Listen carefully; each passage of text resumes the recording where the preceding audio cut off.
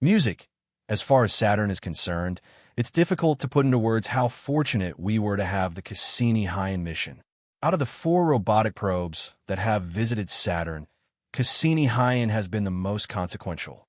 This is true on both a literal and scientific level. The mission's data has served as the foundation for more than 4,000 research papers.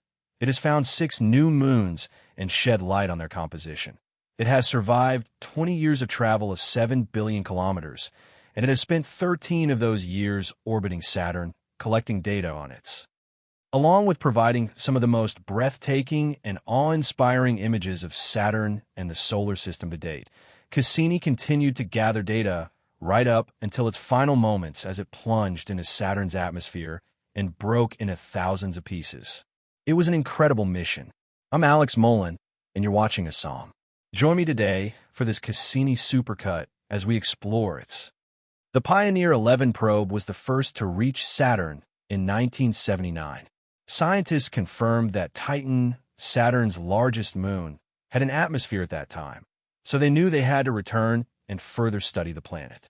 In the grand finale, we learn about the time leading up to the dive, what the spacecraft found during the dive, and the incredible discoveries that have been made from the clues provided by Cassini-Hien. If you want to see Saturn's beauty, you must watch through the eyes of Cassini. Land on the moon in 1997, the Cassini-Hien spacecraft was born. By the time Voyager 1 and 2 were already en route to Saturn, it was too late to include a lander in those missions. Reaching Saturn is no easy feat, as the entire journey involves fighting the sun's gravity, which tries to pull Cassini back to the inner solar system. To help achieve the speed needed to reach Saturn, the spacecraft flew past Jupiter and other planets that act as gravitational assists, past Venus twice before circling back to Earth. After that, it was propelled towards Jupiter, which provided the last push necessary to reach Saturn. This particular alignment of the planets only happens every 600 years, so the timing was crucial. Cassini barely missed Earth on its second pass as well, coming within 1,100 km of the surface. What's more intriguing is that it was actually powered by 3 RTGs, or radioisotope thermoelectric generators, were the main power source on Cassini. The power came from approximately 33 kilograms of radioactive plutonium, which decayed into electricity. Even at the end of its life, the spacecraft continued to produce around 700 watts of power. The problem was that if scientists had miscalculated and the spacecraft had crashed on Earth, all inhabitants would have been exposed to radiation. Now, 33 kilograms isn't a huge amount, but Cassini used RGS because solar panel technology wasn't up to snuff for powering something so far away. With RTGs, Cassini would have had a very long operational life and could have continued even after it ran out of propellant fuel. NASA deemed this risk acceptable, though, because the likelihood of 5,000 cancer deaths was only 1 in a million. Cassini had many objectives too. Hien's, a lander attached to the Cassini spacecraft, was designed to see what was going on under the hazy clouds of Titan. It was built and operated by ISA, the European Space Agency. The mission's goals were to understand the structure and dynamic behavior of Saturn's rings, explore Saturn's moons more fully, measure Saturn's magnetosphere, study Saturn's atmosphere, and conduct more extensive studies of Titan. The 13-meter-wide and 300-kilogram probe spent 22 days in orbit before entering Titan's atmosphere. At that point, the only system on board was a wake-up timer, which would wake up the probe just 15 minutes before it entered the atmosphere. What the probe saw upon awakening was truly remarkable. This video is an actual Spartan version of the 21-hour descent. The main mission of Hans was actually to take readings during this descent, such as atmospheric pressure, composition, wind speed, and so on. Due to the mission's limited objective of measuring atmospheric readings, the battery life was not anticipated to be extended beyond the landing. The scientists had anticipated landing on an ocean or lake and had constructed Hien accordingly. However, as you can see, it actually landed on what appears to be the bed of a dried-up lake. The mission of Cassini has been quite successful, and the scientific data it has collected over the past 13 years has contributed to some of the most breathtaking space images ever discovered. I simply want to showcase a few of my favorites of Saturn. And of course, Saturn's moons are stunning as well. Some truly committed souls have even taken 1 million photos taken by Cassini to give us an idea of what it would be like to be on the spacecraft. These are actual images, only enhanced and color-corrected to show movement. No computer-generated imagery here. It's absolutely mind-blowing. As Cassini's fuel ran low, scientists started to consider how, in an effort to gather as much data as possible in the limited time available, they instructed Cassini to fly by Saturn and its moons at unprecedented closeness to the gas giant and his rings. The mission began on November 30th, 2016, with Cassini repeatedly ascending above Saturn's North Pole and descending to a point just outside the narrow F ring, which serves as the edge of the main rings. After 20 orbits, on April 22, 2017, Cassini would leap over the rings. In the Cassini grand finale, the spacecraft began its last series of daring dives between the planet and the inner edge of the rings. The probe progressively approached its target, putting itself in ever-increasing danger. As the mission neared its end, its data became increasingly pure, but as it soared into Saturn's embrace, its chances of annihilation became certain, according to NASA's website. Thanks to Cassini's particle detectors, we will have a much better idea of how much material is in the rings, which will bring us closer to understanding their origins, and the spacecraft will create detailed maps of Saturn's gravity and magnetic fields, which will reveal the planet's internal structure and, perhaps, help solve the own mystery of how fast the interior is rotating. The original mission planners might never have imagined the wealth of information that Cassini will gather. Instance, icy ring particles being drawn into Saturn's atmosphere by the planet's magnetic field, and its cameras will capture breathtaking ultra-close images of the rings and clouds. No other mission has ventured into this unique area so near to the planet, and what we learn from these endeavors will enhance our comprehension of the formation and evolution of giant planets and families of planets worldwide. As Cassini nears the end of its 20-year mission, it will ensure the biologically fascinating worlds of Enceladus and Titan, which may have hidden microbes and survived the voyage unharmed, would never be contaminated. It's a fitting conclusion to the exciting story of discovery, and it's inspiring, adventurous, and romantic. But before we get too carried away, let's examine some of these last moments during Cassini's grand finale. NASA was willing to trade Cassini's chances of longevity for an opportunity to get unprecedentedly close to Saturn. It was an easy trade to make considering Cassini's time on Earth was running out. This decision meant Cassini could approach the planet darting in between the rings closer than ever before, which meant its survival was already out of the question. But what did it see? Did this unique perspective reveal anything new? Let's take a look at some of the amazing sights Cassini saw during its grand finale. Starting with the moons of Saturn, it saw some of the shepherd moons in unprecedented detail. This is a close approach of Atlas, a 40 kilometers wide moon near the outskirts of. Unlike the second innermost moon of Saturn, Pan, which is 30 kilometers wide and located in the Inca Gap, any particles from the rings that wander into its 350 kilometers wide path are swept up by Pan, keeping the inner gap steady and giving the moon its unusual shape. This phenomenon is especially noticeable around the moon's equator, where the absence of impact craters gives it its seemingly smooth surface its peculiar appearance. This is another shepherd moon, which is unfortunately not visible in as much detail as the last one. However, its effects can be seen for hundreds of kilometers due to the gap it is located in.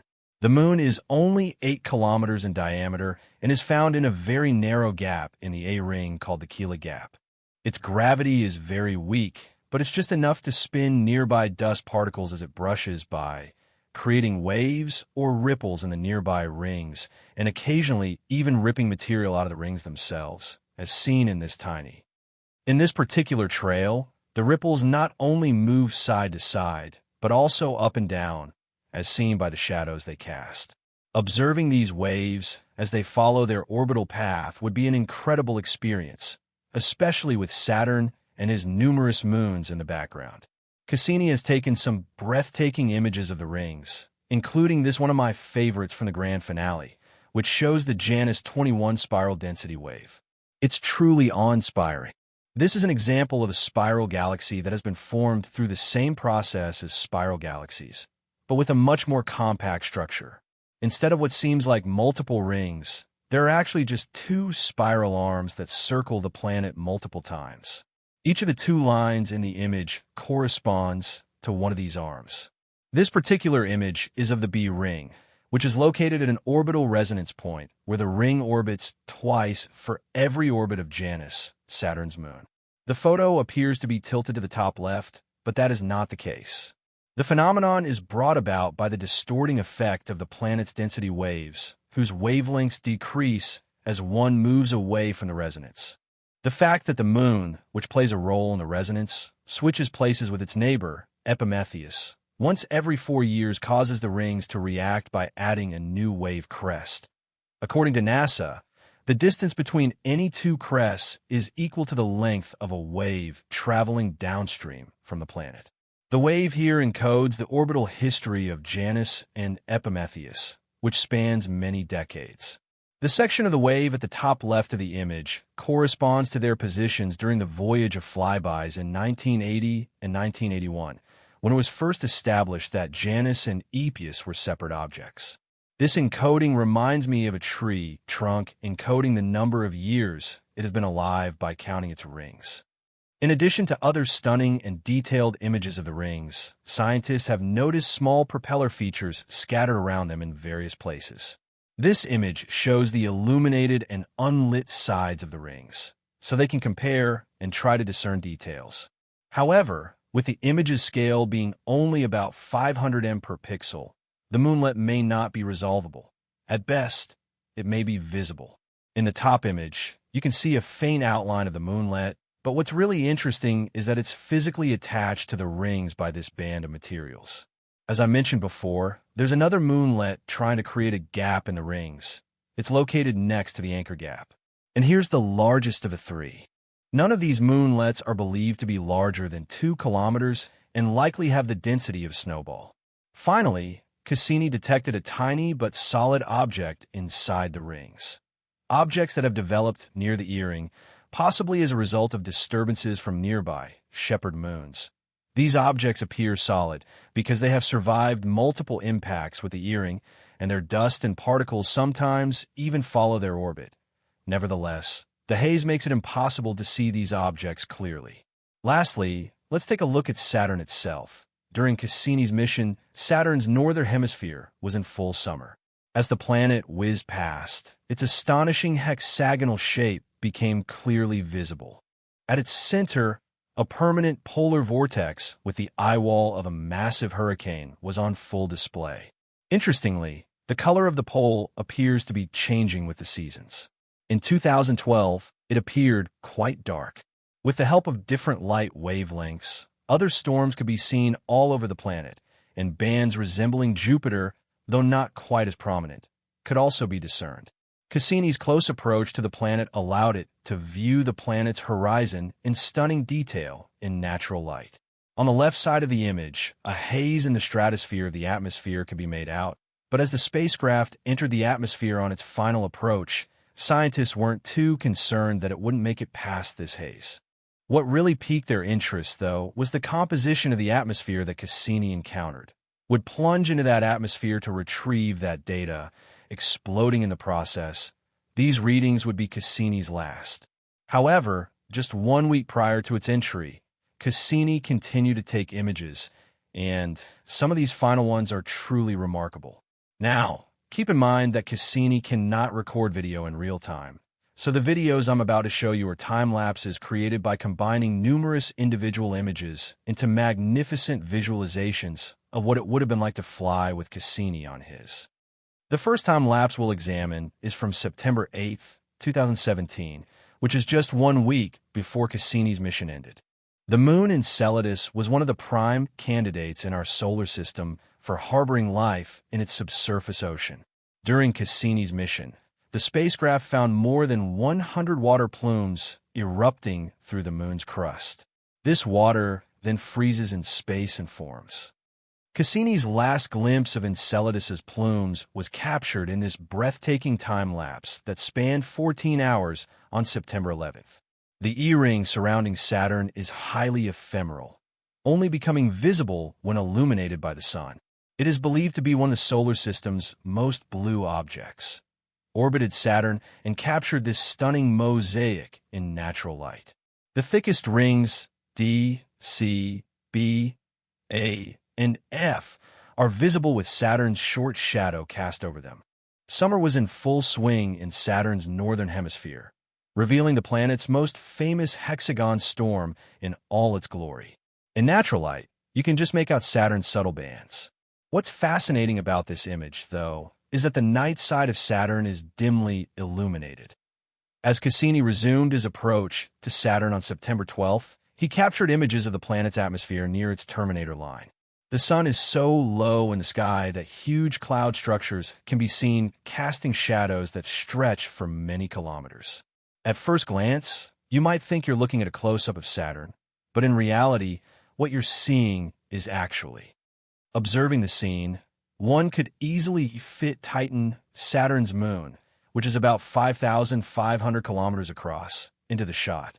Cassini was drawing nearer to Saturn on September 13th, making its final appearance at Dives. Ripples were visible both in front of and behind the moon, caused by the different orbital speeds of the rings and the moon. The inner rings orbit faster than the moon, exposing more ring material to the moon's gravity, while the outer rings travel slower than the moon. On the same day Cassini took its final look around the solar system, it captured a view of Titan, a moon it focused on heavily during its mission, a remarkable world with a thick nitrogen atmosphere. It also appeared at Saturn's rings, with the uneven F ring just about visible at the bottom of the image. And as Saturn grew larger, it took its last look at Enceladus over a 40-minute period. This means that the ripples lag behind the moon by the time the ring material reaches Ness on either side again. The ripples have already smoothed out. Period before it vanished from view behind Saturn's limb, the last image Cassini ever captured was gazing over the area where it would plunge into the atmosphere. It was nighttime here, so Saturn was illuminated by light reflected off its rings. On the last day, scientists were in a rush to collect as much data as possible before the spacecraft was destroyed, so photos, as lovely as they are, took up too much bandwidth. This was a once-in-a-lifetime opportunity to probe Saturn. However, at its initial impact with Saturn's atmosphere, Cassini was traveling at a speed of 123,000 kilometers per hour. In order to maintain its antenna pointed at Earth, the spacecraft's thrusters were deployed. After 1 minute, the thrusters were fired at maximum capacity to prevent Cassini from spinning out of control. Cassini was now directly sampling Saturn's atmosphere, which was simultaneously heating it up. Just 10 seconds after this, the thrusters were fired again, encountered obstacles, and Cassini started to plummet, cutting off communication with Earth. At this point, Cassini's onboard computers would have been attempting to diagnose the problem. Gyroscopes and star trackers would have signaled that the spacecraft was spinning, so the computers would have entered a safe mode to redirect power in an effort to write itself a message. A minute or two later, the spacecraft would have exploded in Saturn's atmosphere, and data would have begun to arrive on Earth 15 hours later. As the mission came to a close, it was widely recognized as a resounding success. Cassini recorded data from observations of Saturn's atmosphere, ionosphere, dust particles, and magnetic field, among other things. What's truly remarkable about this mission is that it continues to yield scientific papers and new discoveries as the data it collects is analyzed and re-examined. What have we learned from Cassini's data since its launch? Saturn is the second largest, least dense, and sixth from the Sun planet. However, despite its familiarity with its rings, the largest in the solar system, and its hazy yellow surface, both mysterious and easily identifiable, the planet remains a mystery, with a great mystery hidden beneath its obscuring atmosphere. This will be revealed in the upcoming groundbreaking Cassini mission. The Cassini spacecraft came to the gas giant on July 1, 2004. Although it wasn't the first to do so, 3 others had already done flybys. The scientific community is still divided on how Saturn, whose behavior defies our standard models in every way, from its temperature to its magnetosphere to the length of its days. As previously stated, it spent 13 years circling the planet, gathering mountains of data using its spectrometers, magnetometers, and other instruments. While the knowledge it provided was invaluable, there are times when it simply adds to Saturn's mysteries. Consider the hexagon storm on Saturn's North Pole, which is 29,000 kilometers wide and, as far as we can tell, doesn't change its longitude, stays put, and moves with the planet's rotation. Of Saturn, unlike the rest of the planet's clouds, is being pushed along by winds of up to 1,800 kilometers per hour.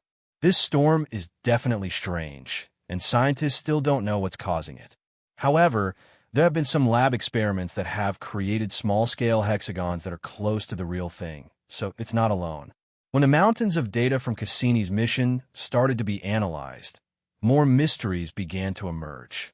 It all began with a fairly innocent question. Saturn's thick cloud cover obscures any landmarks that might exist on any hard surface below, and those clouds move at different speeds to the core due to the powerful wind. The rings orbit Saturn at different speeds, so they don't settle, so scientists still don't have a definitive answer to the question of how long a day is on the planet.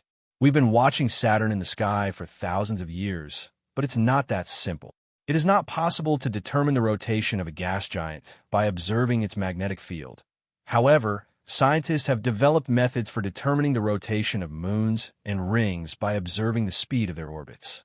These methods were intended to be applied to the Saturnian planets, which have magnetic fields due to the dynamo effect, in which the enormous motion of molecules in the planet's core causes massive currents of. Planets generate energy, which in turn create magnetic fields. One interesting thing about this is that, because of the planet's rotation, the magnetic pole is always at an angle to the planet's axis of rotation. If the two were to line up, the magnetic field wouldn't last long. So, all you have to do is detect the planet's magnetic fields, which Cassini could do, and then watch as the pole shifts in a circle around the planet's true axis. Once the pole has completed one rotation, you're good to go. Just make sure to include Saturn in this process. Saturn's magnetic field is 580 times stronger than Earth's and has a profound impact on the entire Saturn system. This is in contradiction to dynamo theory, which states that such a field cannot exist. Despite this, Saturn's magnetic pole is nearly perfectly aligned with its axis of rotation, with an accuracy of less than 0.1 Da. Scientists still do not understand how this field is generated. It was back to square one for finding a solution. Scientists had to come up with a planetary dynamico in Saturn's core, but there must be another effect in the atmosphere distorting the magnetic field lines such that they are perfectly aligned with the axis of rotation. Luckily, radiation turned out to be more helpful. Saturn is an electrically live system, and charged ions move between the layers of its atmosphere, even between its rings and ionosphere. Observe that Saturn emitted radio waves due to its many magnetic fields. The intensity of these waves fluctuated, as one would expect from a planet that rotates, and scientists were able to conclude with some certainty that this corresponded to Saturn's day length. Their initial estimate, based on data from Voyager, was 10 hours, 39 minutes, and 23 seconds. They were hoping that Cassini could improve the accuracy of. This figure was initially attainable by Cassini, but things got strange when, over the course of his 13 years studying Saturn, it began to fluctuate by around 1% each year, sometimes increasing and other times decreasing. This seemingly indicated that Saturn was changing its own rotational speed, which would be completely out of the ordinary for a planet of Saturn's size, so scientists ruled out the possibility. Saturn's magnetic field is responsible for the planet's dazzling auroras, which light up the planet's poles. However, unlike Earth, where auroras are believed to be caused by the interaction of the solar wind with the atmosphere, Cassini found evidence that at least some part of Saturn's atmosphere is responsible for these stunning auroras. Saturn's auroras are not solar in origin, meaning that the planet is hotter than it should be and radiates over twice as much energy into space as it receives from the Sun. While part of this could be explained by the planet's gravitational compression, the remaining portion required an explanation. Fortunately, Cassini's data provided us with one. It is believed that the gaseous hydrogen undergoes a transformation into liquid metal due to the intense heat and pressure experienced as one descends deeper into Saturn's atmosphere. Some scientists speculate that this compressed hydrogen, or even hydrogen itself, could be transformed into diamonds before falling to the depths of Saturn's gaseous atmosphere. Saturn is a gas giant composed primarily of hydrogen and helium, but not all of this is gas.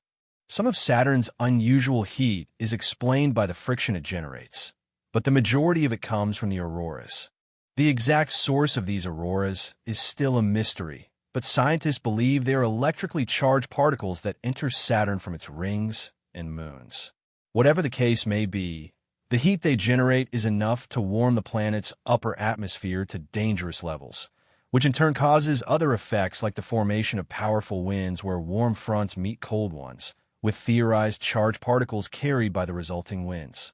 It is worth noting that there is a lack of conclusive evidence for many of these explanations, but it is possible that the ions in Saturn's upper atmosphere and the electrically charged winds are to blame for the distorted data from Saturn's radiation and its variability. Another possible explanation is that Saturn's magnetic fields are not where they should be, possibly due to a conductive layer within the clouds that is moving at a different speed than the others, creating its own fields. In order to solve these baffling mysteries, scientists are scouring the data collected by Cassini for any further clues. However, there is good news. The length of Saturn's day can be explained by looking at the rings.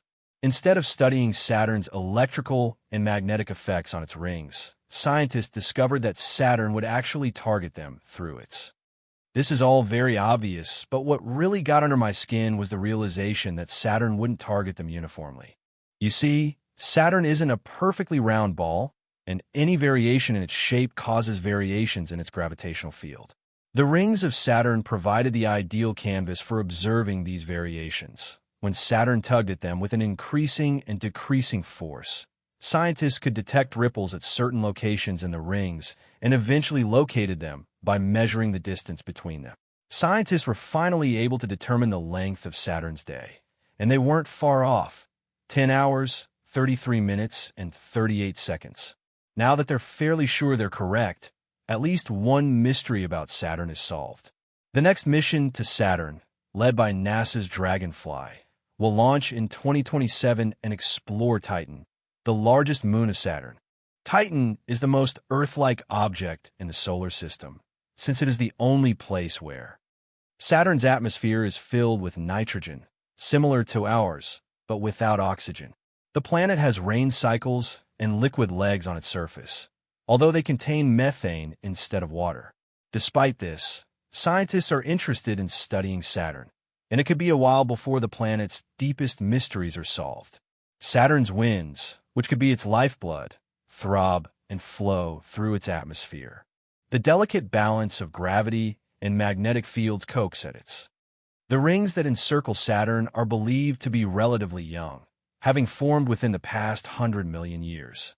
As they slowly sink back into Saturn's atmosphere, they could disappear in another 100 million years.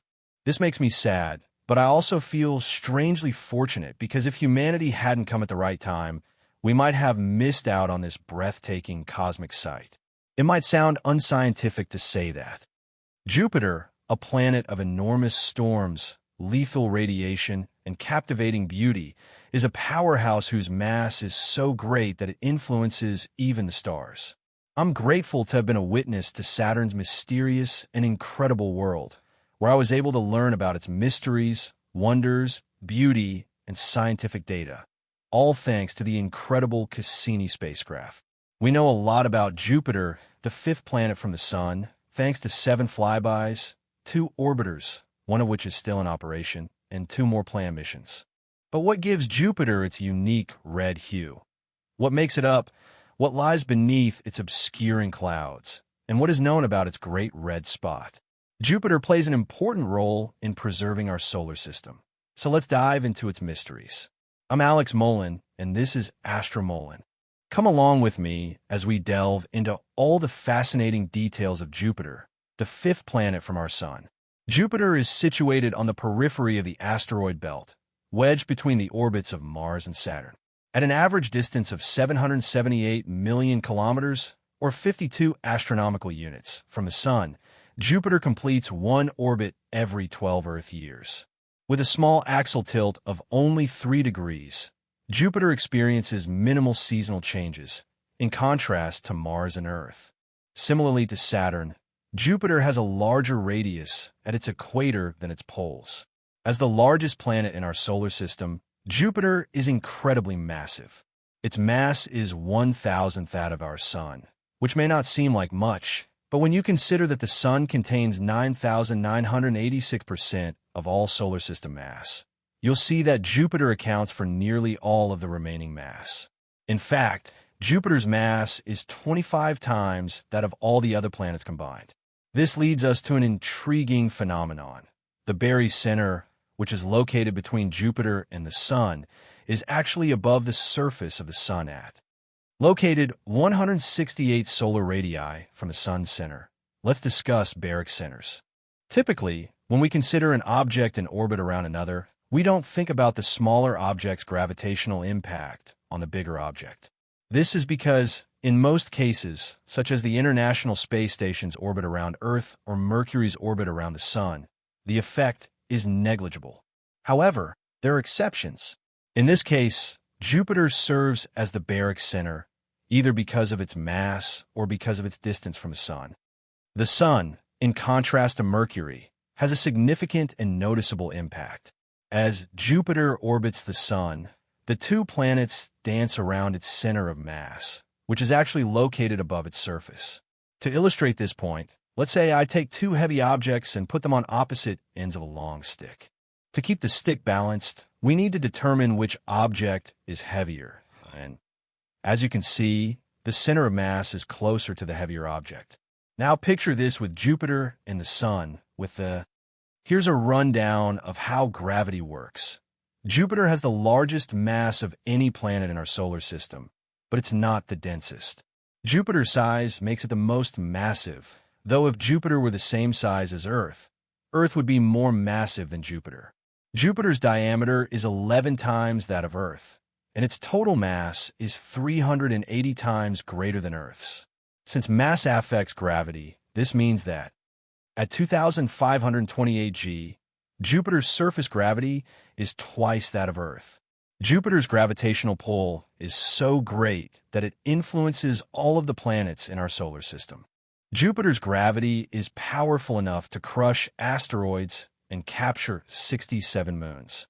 Some scientists believe that Jupiter may have annihilated numerous celestial objects in the past and prevented the formation of other planets.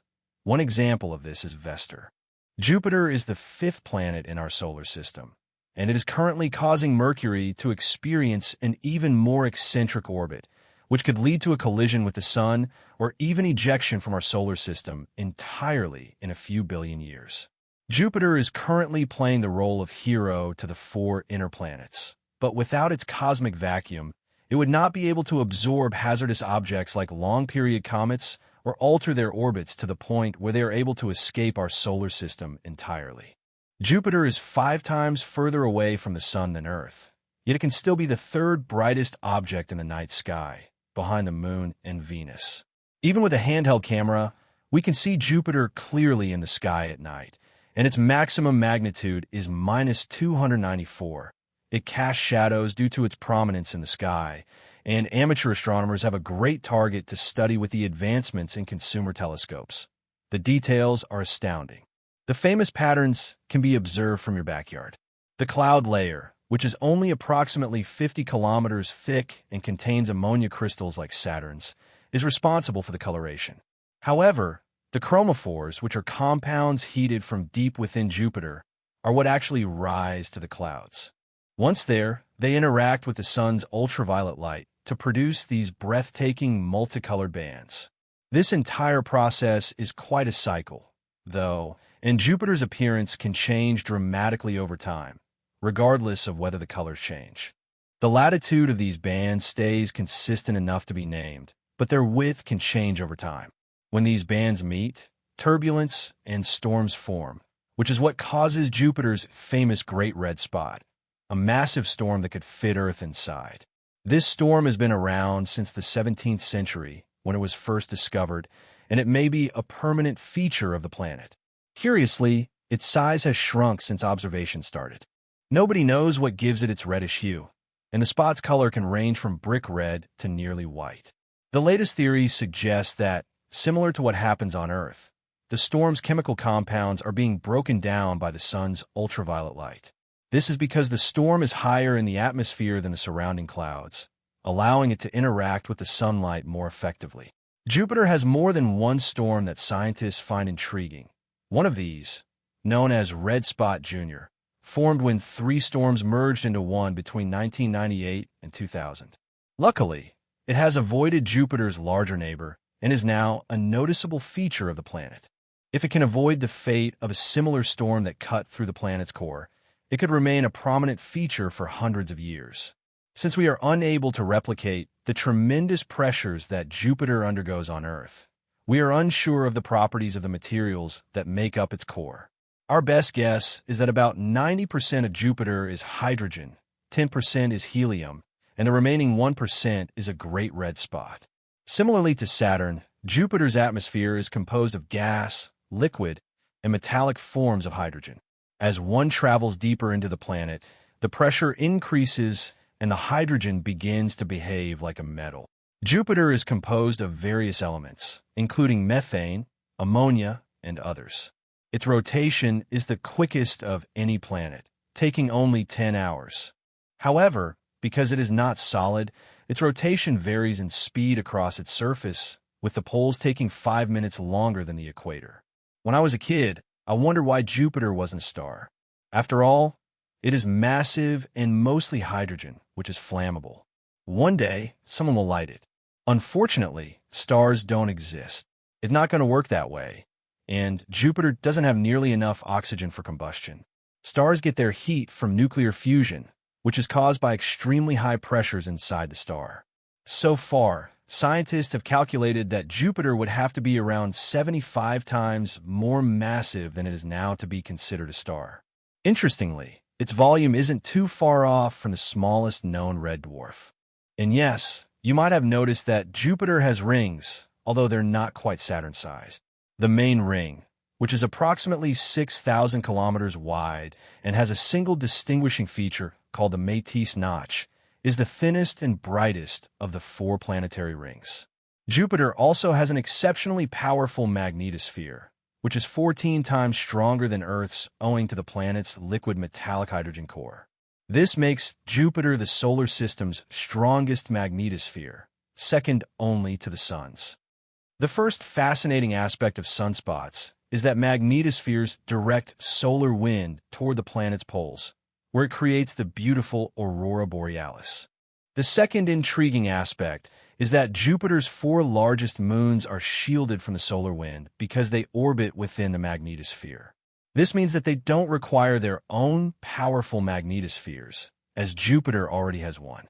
However, this doesn't mean that they are immune to radiation, as Jupiter has a massive radiation belt surrounding it. I will just touch briefly on the Jovian moons because I have already made a video about them. Jupiter has 67 known natural satellites, 51 of which are less than 10 kilometers in size.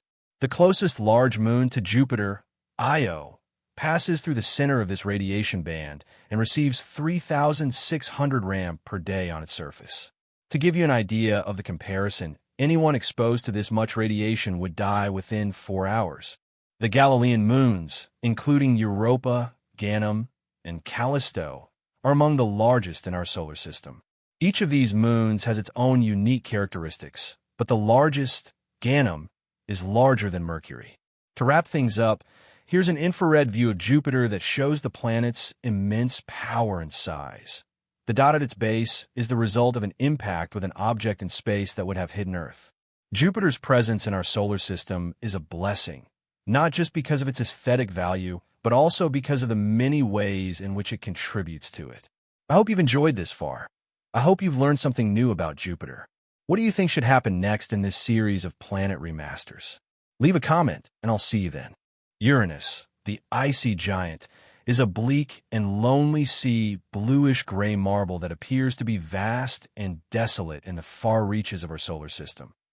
But there are some intriguing facts about this planet that set it apart from all the others. I'm Alex Mullen, and you're watching Astrum. Join me as we delve into nearly every facet of Uranus. The first distinctive feature of this planet is its name.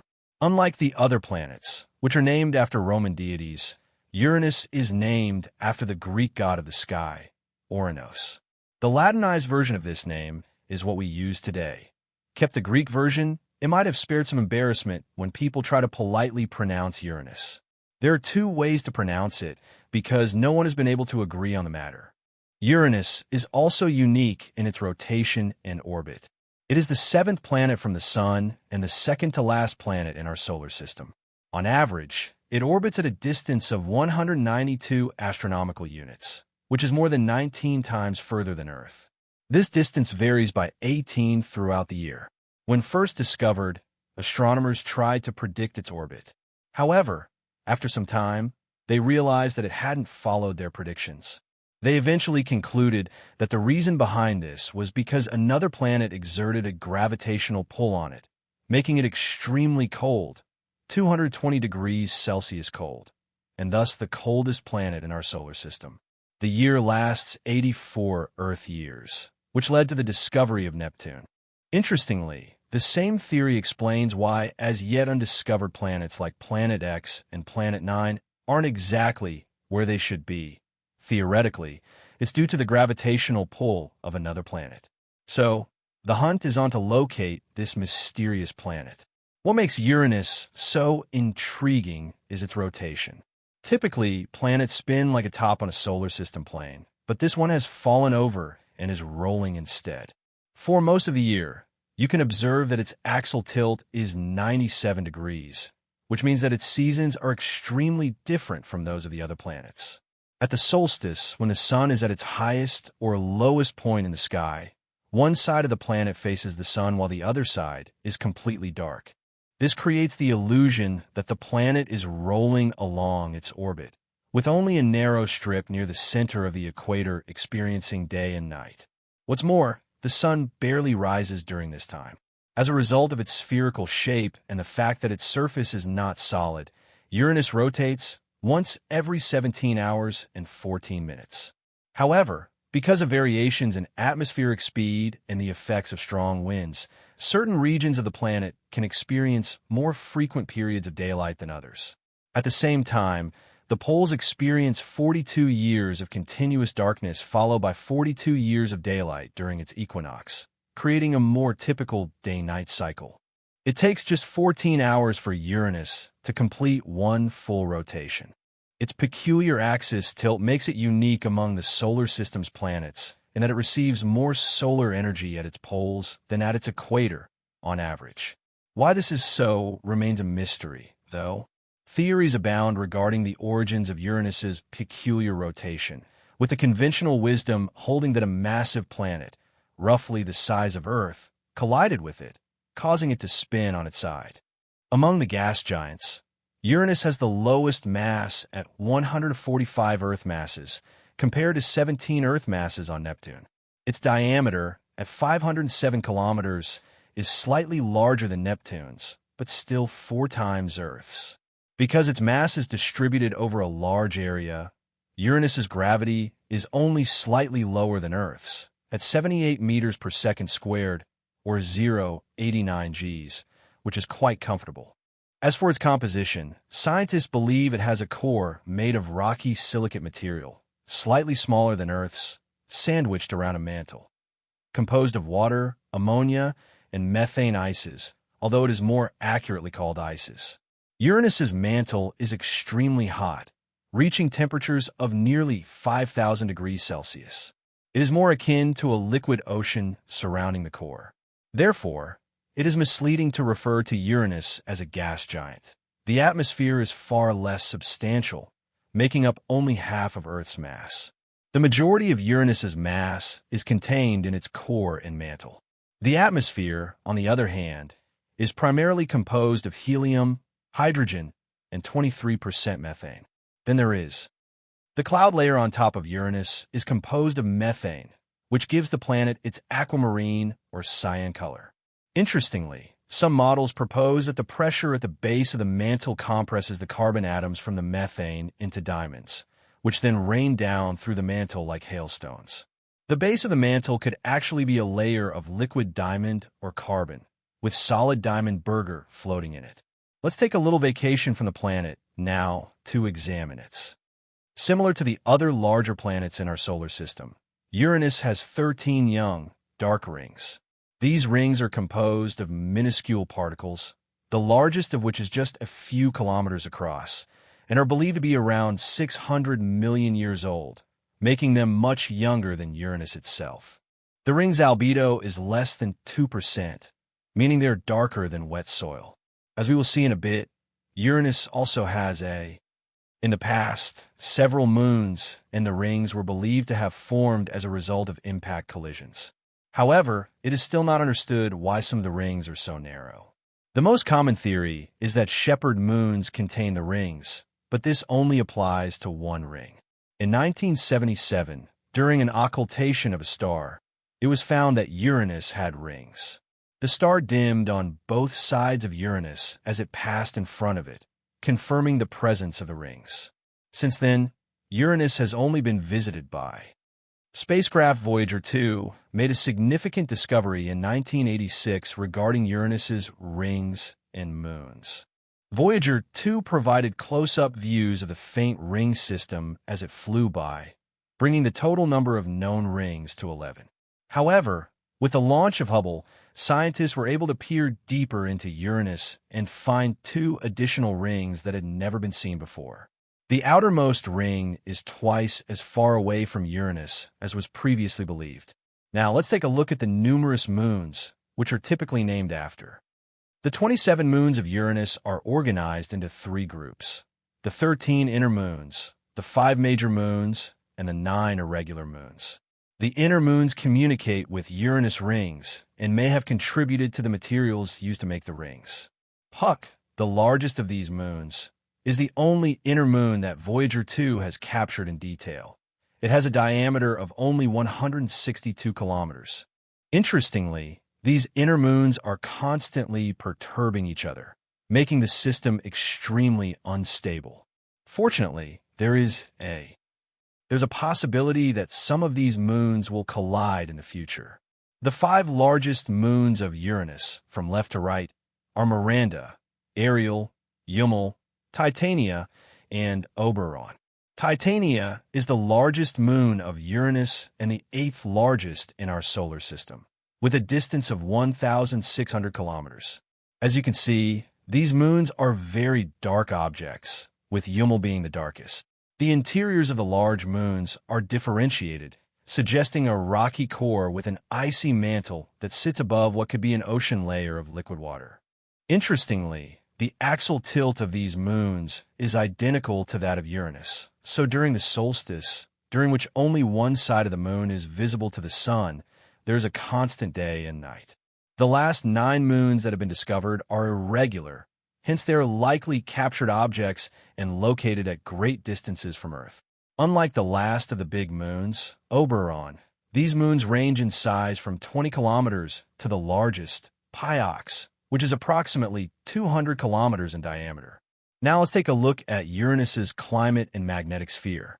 Uranus is unlike any other planet in the solar system, and our ability to study its surface details has only been possible in the last few decades, thanks to our amazing axial tilt telescope technology. As a result, we can't say for sure whether there are changes between Uranian years, based on what we have observed. On Uranus, storms in the upper atmosphere are thought to be caused by changes in the seasons. Bands stretching around the planet have also been observed, thanks to improvements in telescope technology.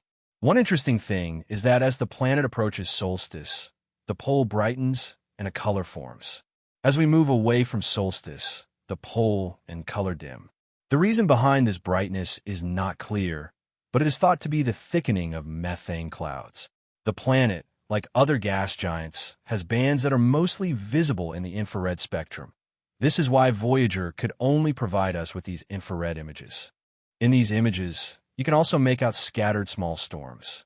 Uranus also has an unusual magnetosphere, which isn't like magnetospheres on other planets.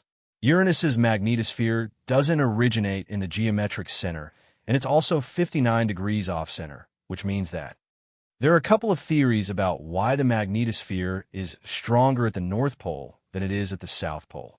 One is that the liquid diamond ocean redirects it. Another is that the magnetosphere is actually created by the planet's liquid mantle, not its core. Either way, it's about as powerful as Earth's magnetosphere. As a result of its unusual rotation, the magnetotail extends millions of kilometers into space.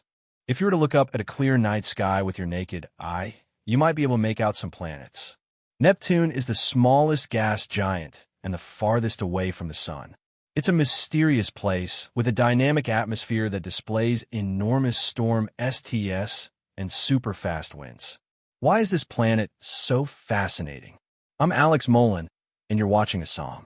Today, we'll explore everything there is to know about Neptune. Let's begin with the basics. Neptune, the largest moon of Uranus, was found a few days after its discovery, but since then, no other planet has been located through mathematical prediction. This all started when astronomers were plotting Uranus's orbit and noticed that it wasn't following their models. Ian Lyre, in 1846, came to the conclusion that there must be another undiscovered planet based on his predictions. He predicted where the planet should be, and Johann Galle found it within a degree of his prediction. From that point on, Neptune's small size and great distance from Earth made it difficult for ground-based telescopes to study the planet. However, with the arrival of Voyager 2 in 1989, a wealth of information about the planet became available. For the first time, we could see the planet's appearance, and confirmation of its planetary rings and moons was confirmed. Now that Pluto has been demoted to a minor planet, what do we know about Neptune now that Pluto is no longer a major player in the solar system? Regarding planet status, Neptune is the 8th and most distant planet from the Sun. Its average orbital distance from the Sun is 30 astronomical units, which is 30 times further than Earth's orbit. At 45 billion kilometers, this distance is considerable, and it would take a space probe using current technology 13 years to reach Neptune. Additionally, it takes a huge 165 years to orbit the Sun once, meaning we've only seen one. At this very moment, the Southern Hemisphere is experiencing spring, a time when the Southern Hemisphere receives more sunlight and appears brighter. Neptune has been discovered at a distance from the Sun that makes its atmosphere very cold on average, 201 degrees Celsius. Its axial tilt is 28 degrees, which is similar to Earth and Mars, which have 23 degrees and 25 degrees respectively. As a result, Neptune has seasons similar to Earth and Mars, with the main difference being that each of these seasons lasts 40 Earth years. The observed increase in brightness is quite noticeable, which is strange because one would expect it to have little effect given that Neptune is 900 times fainter than Earth from that distance. However, even a small impact has an effect, and the Southern Hemisphere experiences a warming effect from the Sun that is about 10 degrees Celsius higher than the rest of the planet. This release of frozen methane into the stratosphere is what causes it to be brighter. In other parts of the planet, it stays frozen and lower in the troposphere. To review, the troposphere is the lowest layer of the atmosphere, followed by the stratosphere, the mesosphere, the thermosphere, and finally the exosphere. The exosphere is its own fascinating topic, but we'll save it for another video. Looking at the weather in any June, you'll see that it actually has the fastest wind speed of any planet, with winds blowing westward on the equator reaching a staggering 2,160 kilometers per hour, nearly a supersonic flow, and interestingly, most winds travel retrograde to the rotation of the planet bands are also formed on the planet, as well as colossal storms. When Voyager 2 passed by the planet in 1989, it saw the Great Dark Spot, a storm about the size of Earth passing through its atmosphere. Voyager also saw the smaller storm, known as the Small Dark Spot south of its big sibling. As Voyager 2 approached Neptune, this smaller storm changed in shade from dark to light. When Hubble was launched, I'm not sure why Uranus, which is nearly identical to Neptune in size and composition, doesn't have a similarly blustery atmosphere. I mean, wind speeds on Uranus are pretty high, but they can't compare to Neptune's 900 miles per hour. Astronomers were curious to see what happened to these storms to determine if they were a permanent feature, similar to Jupiter's Great Red Spot. However, by the time Hubble was pointed at Neptune in 1999, all signs of these storms had vanished. Since then, storms have intermittently returned, and both storms have come and gone. I know you'd think that being the farthest planet from the Sun would make it the coldest, but in fact, Uranus is the iciest planet in our solar system. Neptune, on the other hand, radiates heat from within, while Uranus radiates almost no excess heat whatsoever. That being said, there must be something else at work here to explain the extreme weather. The answer may lie deep beneath Neptune's surface. Neptune's atmosphere is primarily composed of 80% hydrogen, 19% helium, and very small amounts of methane. It is this methane that gives Neptune its blue color, although it's a darker shade of blue compared to Uranus's Canaan, and astronomers now theorize that the more active weather on Neptune might be due in part to this higher internal heat. As for the planet's composition, it is likely very similar to Uranus. Just like on Uranus, there's a liquid mantle of water, ammonia, and methane ices surrounding the core. At the point where the mantle and core meet, the pressure is so great that the methane could break apart, forming diamonds. Well, maybe not diamonds exactly, but something like a liquid carbon ocean with solid diamond bergs floating in it and diamonds falling out of the mantle like hail. It's just a theory, though, because technology has only recently begun to replicate these kinds of pressures. Neptune's core is believed to be 7 million bar, or 700 GPa, which is approximately 7 million times the pressure of Earth's atmosphere at its surface. The magnetospheres of the two ice giants are similar. Voyager 2 found that Neptune's magnetic field is offset 47 degrees relative to its rotational axis. At first, this was thought to be related to Uranus's unusual axial tilt, but then it was discovered that Neptune has a more typical tilt, leading to the current theory. Neptune is the only planet in our solar system with a tilted magnetosphere, unlike Uranus and Pluto, which have perfectly aligned magnetic fields.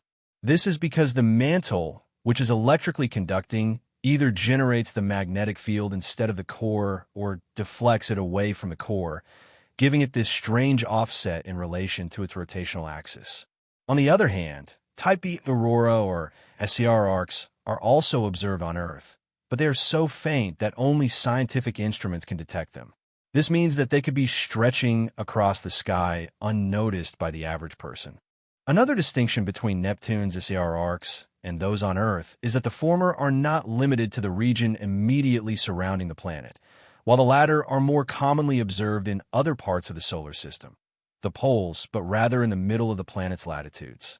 Moving away from Neptune for a moment, we reach its ring system, which is present on all gas giants. However, unlike other rings, Neptune's is very faint, not as dense, and very dark in color. When set against the black background of space, and at such a great distance from the Sun, the rings become almost invisible. There are 5 known rings, each named after an individual who played a role in the discovery or subsequent study of Neptune. At the very center is the faint and wide Gal ring, which spans 2,000 kilometers. Just beyond it is the first bright ring, Lyre, which is 113 kilometers wide, but very bright. Next, on the edge of this ring, there is the Arago ring, which is slightly brighter than the Lasso ring and less than 100 kilometers wide. Finally, at the very edge is the most studied ring, the Adams ring, which is 35 kilometers wide, but one of the brightest. It is especially intriguing because it is slightly inclined. The planetary rings are typically uniform throughout, but there seems to be material clamping and clustering up within these arcs. However, the reason behind this phenomenon is currently unknown. Now, let's turn our attention to Neptune's moons. Of the 14 moons known to orbit the planet, each is named after a water deity from Greek mythology. The largest and most well-known of these moons is Triton, which is also the most famous. With its stunning burnt orange hue and intricate patterns, Triton is undeniably one of the most beautiful moons in our solar system. What makes this celestial body even more intriguing is that it orbits in retrograde and at an angle to Neptune's rotation, suggesting that it is likely a captured object rather than something that formed alongside the planet. This raises the intriguing possibility that Triton is responsible for the rings of Neptune, as it would have disturbed the orbits of other moons, potentially leading to their collisions and the subsequent destruction of their respective cores. Voyager 2 detected faint clouds during its flyby of the moon, adding to the tenuous atmosphere of Triton, the largest moon in the rings. Proteus, the second largest moon, has a slightly irregular shape, which is typically seen on smaller objects like asteroids. However, at 400 kilometers across, Proteus surpasses Saturn's spherical moon Mimas, which is explained by the fact that it is not a sphere. This irregularity is caused by past collisions with the moon, leaving behind massive craters that the inner, regular moons orbit around.